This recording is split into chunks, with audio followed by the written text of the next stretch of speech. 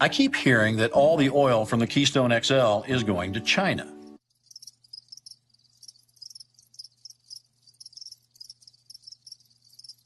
They want to add value to that raw crude oil, ship that overseas, and then continue to import higher-priced oil from the Middle East that we still need. How will the Keystone XL pipeline benefit the United States? TransCanada has been an environmental disaster for years. This next story may be cause for concern. Another pipeline, TransCanada pipeline explosion. Building the pipeline would inject 3.1 million gallons of hazardous liquids per year through the community. They're going to be spilling a hell of a lot of oil.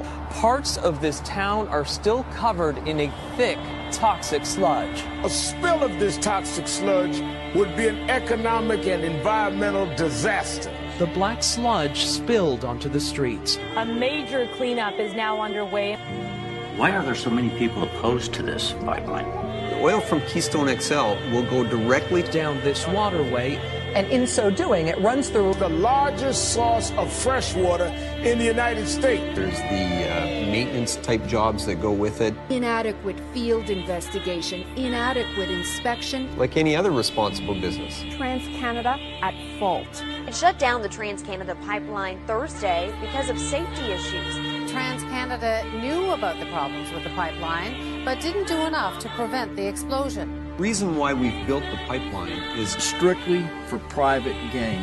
It's an investment that we make money with.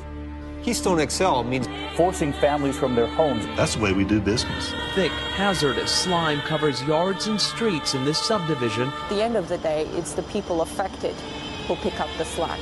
People living in the communities where a pipeline is located. Collateral damage in the way of big oil. People are still suffering with the long-term effects caused by breathing toxins on a daily basis. I mean, look.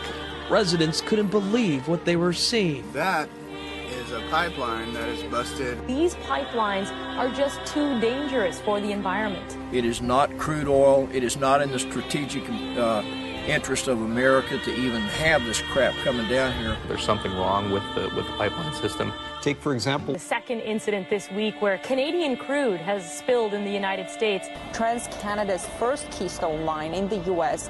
spilled at least a dozen times just in its first year of operation.